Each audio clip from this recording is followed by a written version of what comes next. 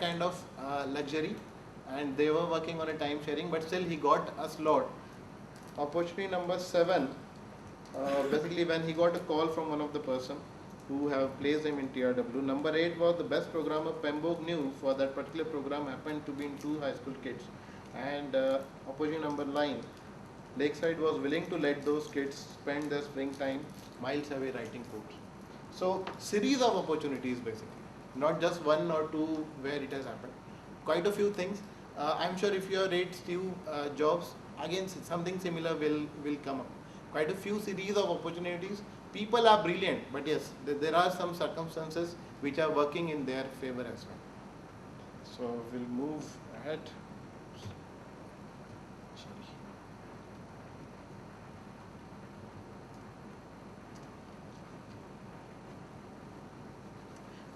Book very slightly covers with the geniuses and how exactly what is the trouble with the geniuses around. Book talks about one of the people who have very high IQ level. For example, IQ of a normal person is around 100, 120. Einstein used to have IQ of around 150, 155. Book talks about one of the great person, Chris Langan, whose IQ was in the range of 190. So on IQ scale, he has even beaten Einstein. A book covers a lot of things about his, that how exactly his early life was. He was from a very poor family. His father was left him. He had 4 fathers in a series, and the last one, stepfather, he did not used to take care of the entire family. Quite a few theories which haven't worked in his favor. And basically he was a genius, but somehow he could not turn out to be a successful person. He is a kind of genius who had started reading by himself at the age of 3. By the age of 5, he has read most of the books. By the time he has reached his school, he had already had the answers what teachers are teaching him.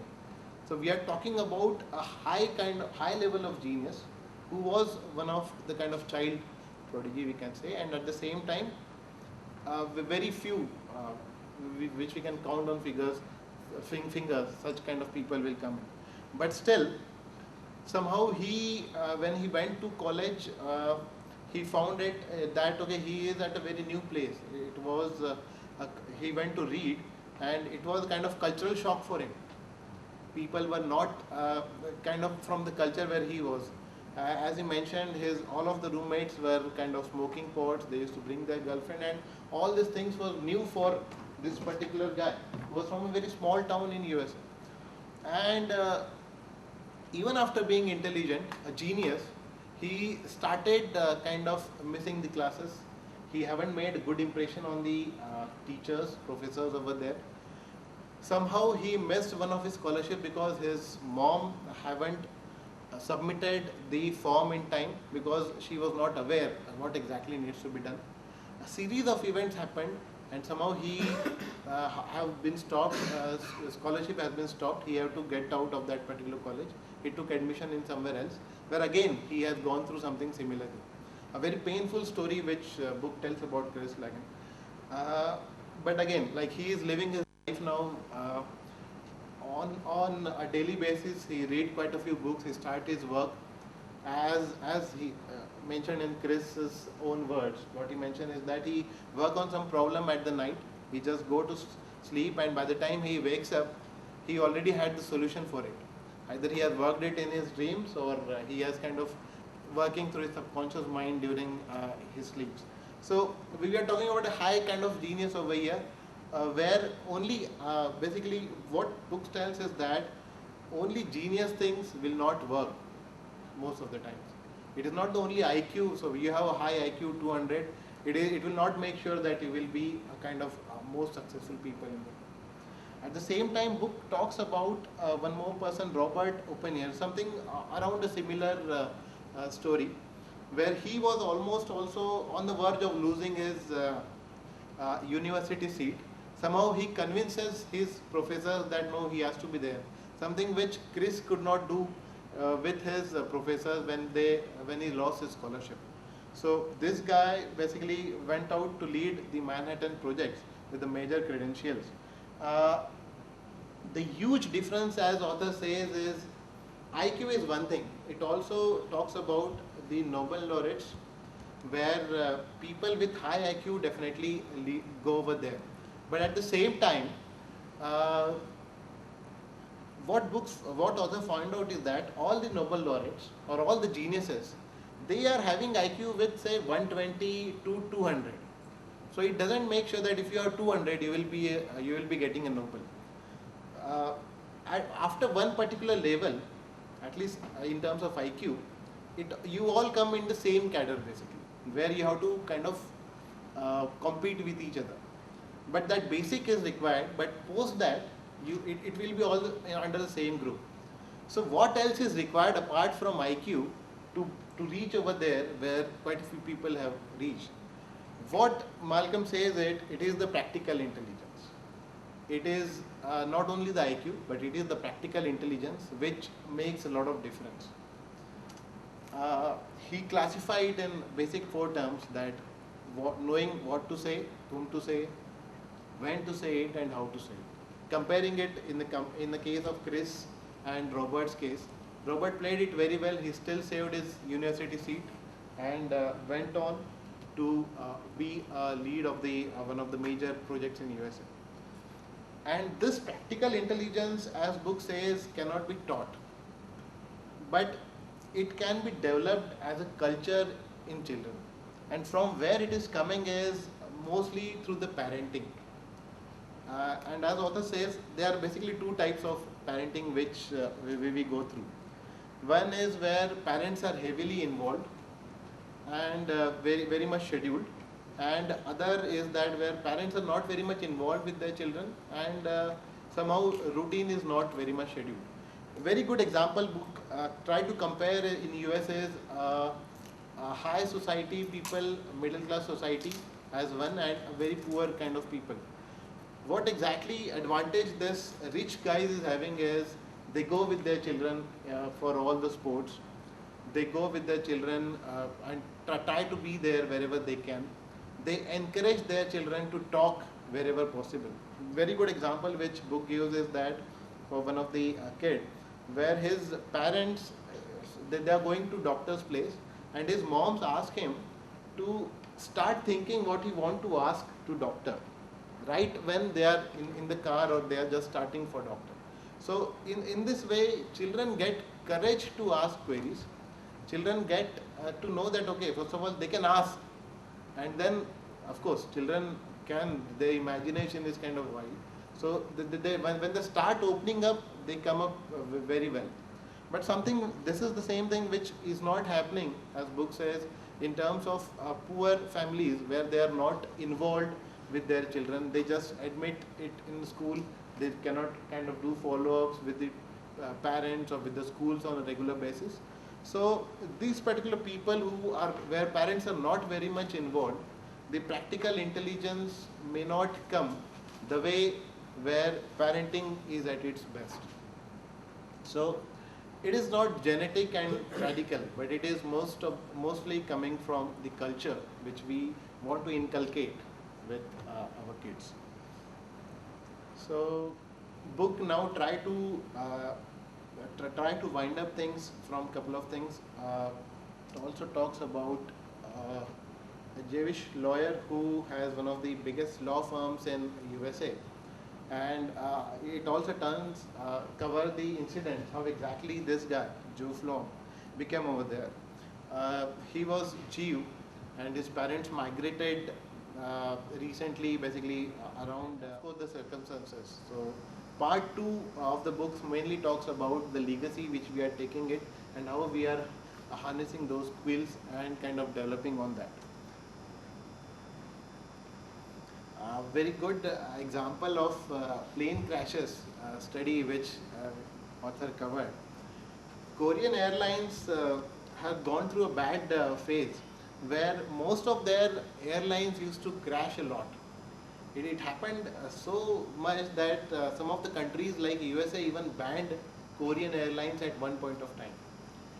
When they started looking at it, they found that, of course, most of them are caused by human errors, and those human errors are somehow related to the cultural issues or cultural background these guys are coming with. Those were the days when the rules were not strict, so people used to smoke in cockpit. They used to be very much relaxed, and most of the things were happening in Korean airlines.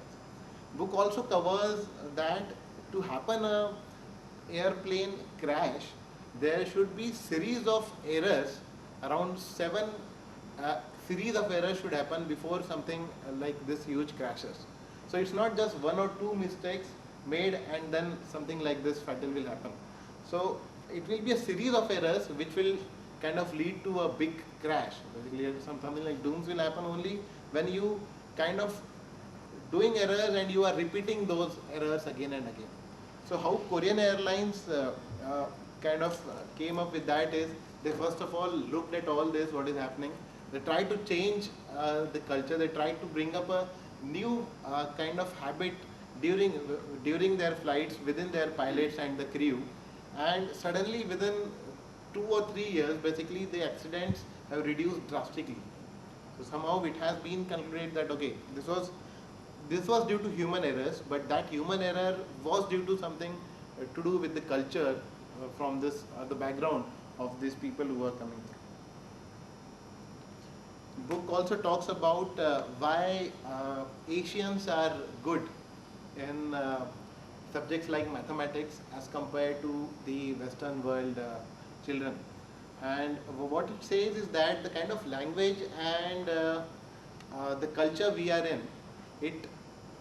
it somehow embeds that mathematical qualities right from the birth into us. For example, he specifically mentioned about the Chinese numeric systems, where when we want to say 11, they always pronounce it at 10 and 1. 12 is 10 and 2. However, if something like this is happening in English, we just try to kind of learn it by heart that okay, 11 is 10 plus 1, and we only remember 11 as a word. But book revolves around the fact that culture makes a lot of difference, and the background from where you are coming in makes a lot of difference about the learning capabilities which you have. So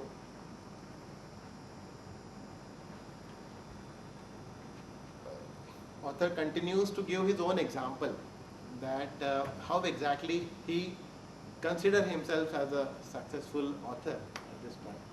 And he says that how exactly all that happens. His family shifted to Canada. Basically his wife is from Jamaica due to civil wars and all. She also, they relocated to England, and then their parents meet. Then they shifted to Canada. There also he joined a university where quite a few, he was not among the toppers, but yeah, among the well-to-do kind of students over there. But he also haven't got the best of the jobs after his graduation. He joined journalism for a few days, then he worked with the Washington Post. There he worked for 10 years. That 10 years he tells follows the 10,000 rules of his life.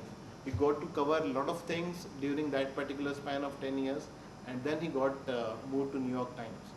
So book covers that whatever this books entirely cover, 10,000 hours, the circumstances, he all tries, Malcolm tries to relate with his own family, his own kind of life as well, that how exactly things may have different if one particular incident may not have happened at that particular time. So his own story is also covered. We will try to sum up. In the last chapter, this is what the summary comes up. Success is not exceptional or mysterious. It is grounded in a web of advantage and inheritance. Some deserved, some not, some aren't, some just plain lucky, but all critical to making them who they are. the last line is very important. As author says, is that outlier in the end is not an outlier at all. There are quite a few things which are working with him, which forced him to be there at that particular point. This is something which I came up with, key takeaways from the book. Uh, First point is, of course, good. 10,000 hours is something which anyone want to cover that, anyone observed this. I have an example where I was just watching a movie, Sugar Ray. He is one of the famous musician. Something similar also happened, not mentioned in the book, but as the movie tells us, as they call in US, they hit the streets. So from wherever they are getting offers, he used to go and he used to play. He was a blind musician, and he was one of the great musicians of USA, because he is the one who has changed the color system. Earlier what used to happen is only whites are used to go into that particular music, this one, and then even if black is playing, black guys are not allowed in audience. So this guy took a foot, Black Sugar I am talking about, and he said that, boss, I will not perform if you are not allowing blacks over there. And most of the states in US then change rules, because he is kind of requesting for that. So again, I think when he hit the streets, he definitely have covered that 10,000 hours of music playing, and that's how he has crossed that. Anything from your examples where you can? Right from Mahabharata, we can find out examples wherein one fine day Dronacharya sees Arjun hitting arrows in the dark. He said, "What's the doing?" He said, "I should be ready in the battle, no matter what the circumstance." And he used to practice after your arrows. So the same goes for, I think, Sachin or other sportsmen who practice day in and day out.